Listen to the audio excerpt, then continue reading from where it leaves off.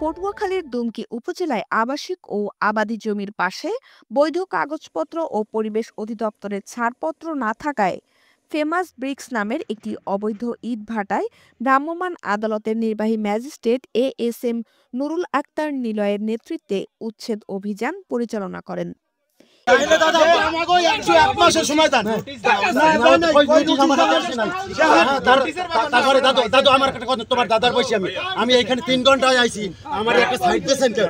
এই সময় ইটভাটার মালিক পক্ষের লাঠিয়াল বাহিনী ভ্রাম্যমাণ আদালতের সদস্যদের উপর হামলা করে।